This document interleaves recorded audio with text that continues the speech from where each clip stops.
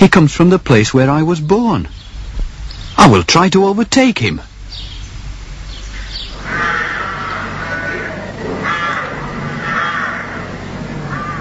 He was not to overtake his friend that day.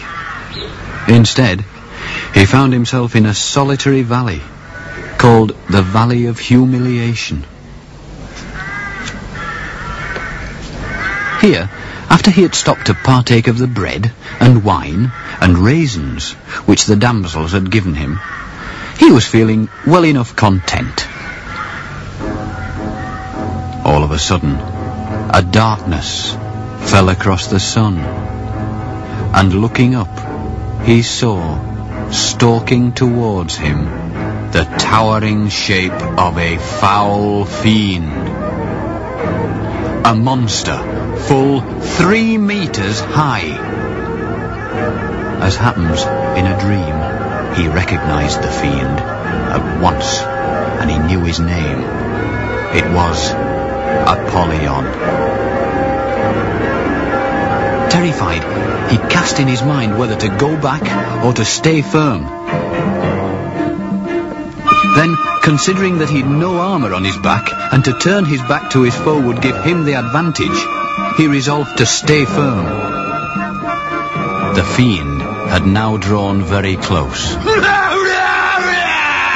had wings like a dragon.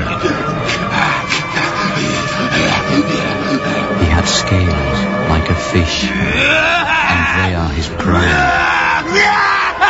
And out of his belly came fire and smoke. He looked upon Christian with a disdainful countenance. Where have you come from? He asked. I've come from the city of destruction, which is the place of all evil.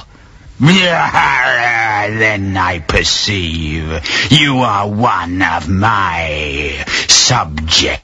For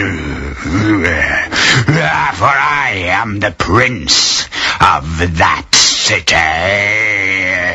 Why then are you running away from your prince?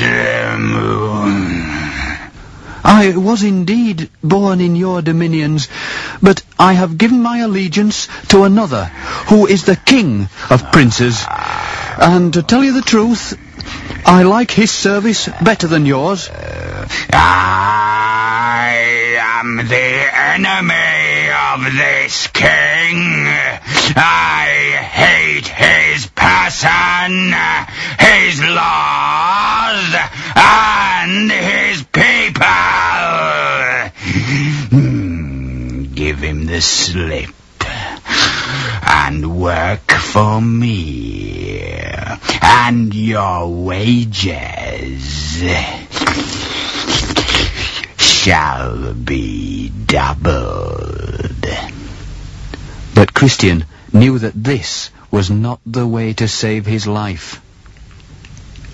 The wages that you give are not such as a man can live on. They are the wages of death. Then Apollyon broke into a grievous rage and shouted, What you say is true! Therefore, prepare yourself to die!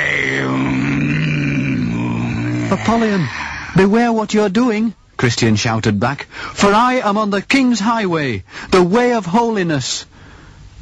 But Apollyon straddled the way and barred his path. I swear by my infernal den that you shall come no further.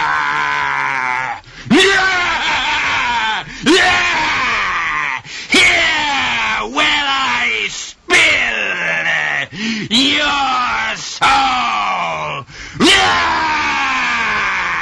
And without more ado, he threw a flaming dart at him. Christian luckily caught it on his shield. Thereafter, though, the fiend's darts came thick and fast. And though he did all he could to avoid them, and in spite of his new armour, Christian was wounded in the head, the hand, the foot, and forced to yield ground. The combat lasted more than half a day. The woods re-echoed with the clash of arms.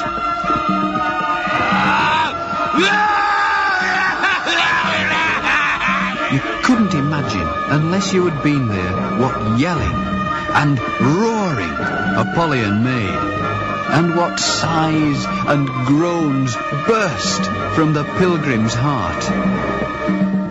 For you must know that, by reason of his wounds, Christian was growing weaker by the hour. Then Apollyon saw his chance and came in close. And, wrestling with Christian, gave him such a dreadful fall that his sword flew from his hand.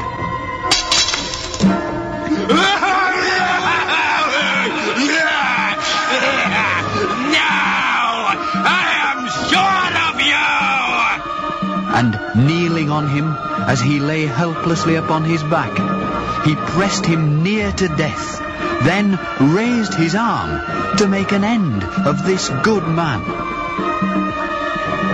But at that moment, Christian cried, "Rejoice not yet against me, O mine enemy. When I fall, I shall arise." And Christian nimbly stretched his hand out for his sword, and caught it up, and ran Apollyon through. And with a hideous roar, as one that had received a mortal wound, the fiend drew back.